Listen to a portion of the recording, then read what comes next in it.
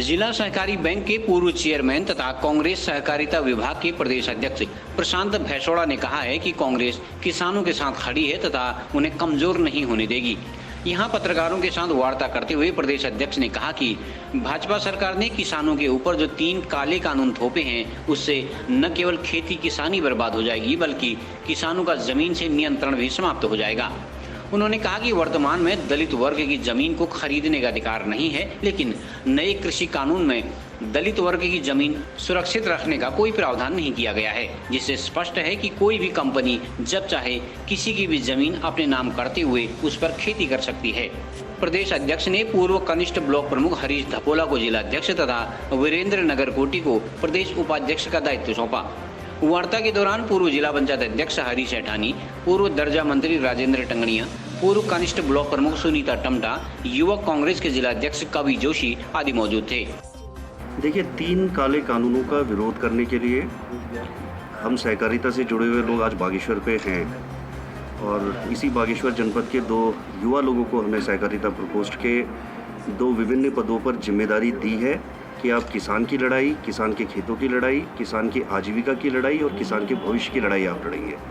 और आज सम्मानित हमारे जनपद के दोनों वरिष्ठ जो हमारे कांग्रेस के नेता हैं, आदरणीय ऐठानी जी और टंगड़िया जी, इनके नेतृत्व में ये तय हुआ है कि सरकार की सद्बुद्धि के लिए शीघ्र ही इस नवरात्रियों में किसी दिवस के अंदर ईश्वर से, माता रानी से प्रार्थना करी जाएगी और उसके बाद सड़क से लेकर के किसान के साथ खेतों तक हम कंधे से कंधा मिलाकर, जब तक कि किसान के विरोधी 3 बिल समाप्त ना हो जाएं, तब तक कांग्रेस सहकारिता प्रकोष्ठ इसका कांग्रेस जनों के साथ में संघर्ष करता रहेगा। हरीश धपोला जी हैं जो बहुत वरिष्ठ कांग्रेस के कार्यकर्ता हैं।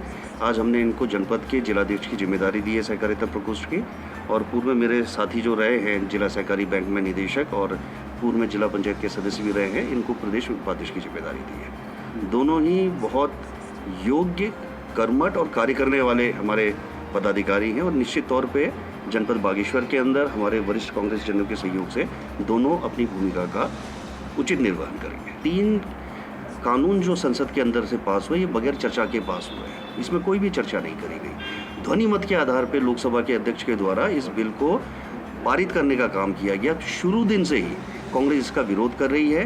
कांग्रेस एक लोकतांत्रिक संस्था है और लोकतांत्रिक तरीके से ही अपना पक्ष रखने का प्रयास कर रही है और लोकतांत्रिक तरीके से आज भी हमारे वरिष्ठ जन लखीमपुर खीरी के उसमें भी विरोध में बैठे हैं। सम्मानित राहुल जी और प्रियंका जी हमारे पिछले हफ्ते भर से पुलिस हिरासत के अंदर वहाँ पर हैं।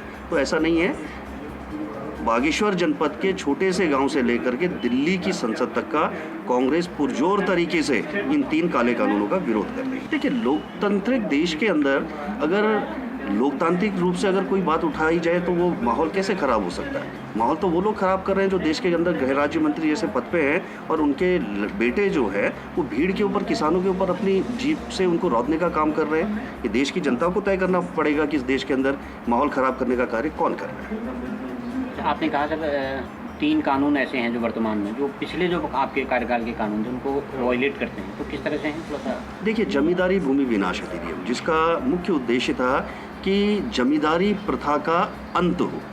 ये समाज के अंदर चाहे वो किसान है, चाहे पूंजीपति हैं, उनको एक ही अधिकार इस देश के संविधान ने दिया था, समान वोट का। तो इस आधार पे आप समझ सकते हैं कि सामंतवादी शक्तियों को हटाने के लिए कांग्रेस ने 1950 में जो बिल लेकर के आए थे वो उसका वायलेट हो रहा है, क्योंकि इस कानून के बाद में कोई भी कंपनी हजारों हजार एकड़ ज़मीन की स्वामी बन जाती है। हम इस बात को भी कह रहे हैं कि विकट बंदोबस्ती के माध्यम से हम लोग जो इस विषय को लेकर के आए थे कि ज़मीनों का असमान वितरण ना हो, कोई भी व्यक्ति एक सीमा से ज़्यादा ज़मीन अपने नाम पे न रख सके, ये उसका भी वायलेशन है। इसके बाद कोई भी कंपनी जो है हजारों हजार एकड़ ज़मीन का मालिक हो जाएगा। गरीब शिल्पकारों की ज़मीन पे अवैध कब्जे ना हो पाए, अवैध खरीद फरोख्त ना हो पाए, इसके लिए हम लोग कानून लेकर के आए थे भूमि सुधार में, उसका वायलेशन है। इसमें कोई भी इसकी व्यवस्था नहीं रखी गई है कि एक गरीब शिल्पकार के पास जो संपत्ति है उसको किस तरह से उसमें लीज पर लेने की व्यवस्था करी जाएगी। और जो सबसे महत्वपूर्ण कानून है PESA act, panchayat extension to schedule areas, जिसमें इस देश के अंदर के जो आदिवासी बाहुल्य एरिया है इनके ज़मीन पे किसी भी तरह की उनकी सहमति के बगैर ग्राम सभा से पारित हुए कोई भी विषय न हो पाए, इस पर भी ये 3 काले कानून मौन है। तो निश्चित तौर पे पहली बार इस देश के अंदर हो रहा है कि एक कानून दूसरे कानून के औचित्य को बिल्कुल संपूर्ण रूप से ख़त्म कर रहा है और हम इसका विरोध करते हैं। सर, एक समय में सहकारिता आंदोलन बड़ा प्रभावी हुआ करता था। हाल के वर्षों में देखा गया कि सहकारिता आंदोलन जो है वो कमज़ोर पड़ा है। तो कैसे आप ये जिम्मेदार पद करें, कैसे इसको मजबूत करें? देखिए, ये सहकारिता का ही तो आंदोलन है जो 3 किसान कानूनों का जो विरोध हो रहा है। कांग्रेस सरकार पहली हरित क्रांति इस देश के अंदर लेकर के आई, इस पंतनगर विश्वविद्यालय जैसे विश्वविद्यालय की स्थापना यहाँ पे करी, और आज जबकि हम दूसरी हरित क्रांति के लिए तैयार हैं, श्वेत क्रांति के लिए तैयार हैं, इस तरह के बिलों का विरोध कांग्रेस कर रही है। कांग्रेस आज इस एशिया के अंदर का जो सबसे बड़ा जो हमारा इफ़को का जो सहकारिता है वो कांग्रेस के समय की स्थापित है। गुजरात के अंदर का जो अमूल जैसी संस्थाएं हैं वो कांग्रेस के समय की स्थापित है।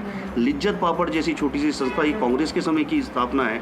महाराष्ट्र के अंदर पे डब्बे वालों की जो संस्थाएं बना रखी हैं वो कांग्रेस के समय की संस्थाएं हैं।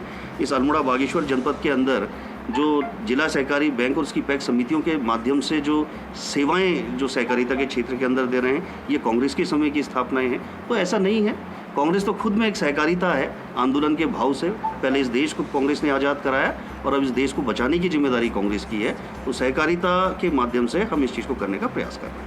आज प्रदेश कांग्रेस की ओर से हमारे सहकारिता प्रदेश अध्यक्ष श्री प्रशांत भैंसवाड़ा जी द्वारा जो जिला अध्यक्ष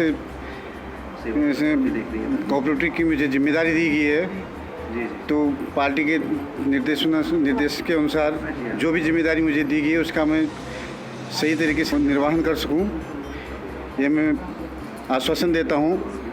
और ये मोदी सरकार द्वारा चलाई जा रही जो किसान विरोधी नीतियां हैं, इन नीतियों के विरोध में जो प्रचार प्रसार और जो जनता के बीच में जो भी हम इसके विरोध में कार्य कर सकें और कि तीनों काले कानूनों का विरोध करने के उसमें जो है सबको हम एकत्रित कर सकें और एक संगठन के माध्यम से हम इसका विरोध करने के लिए हम तैयार हैं और जो भी निर्देश मिलेगा हम उसके लिए जो है तत्पर रहेंगे।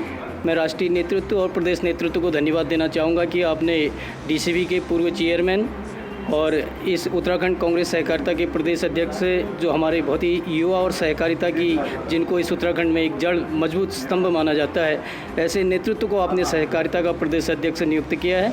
आज पहली बार हमारे बागेश्वर जनपद में यहाँ पर पहुँचे हैं। मैं भैंसवाड़ा जी का स्वागत और अभिनंदन यहाँ पर करता हूँ। बागेश्वर सहकारिता प्रकोष्ठ का जिलाध्यक्ष जिनको नियुक्त किया है, पूर्व में कनिष्क प्रमुख रहे हमारे बहुत ही सम्मानित भाई हरीश धपोला जी का मैं धन्यवाद देते हुए इन सबको धन्यवाद यहाँ पर देना चाहूँगा।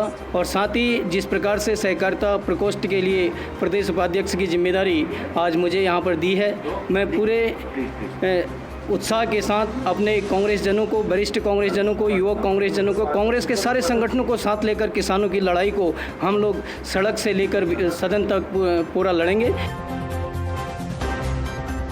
CCN न्यूज़ के लिए सुरेश पांडे की रिपोर्ट।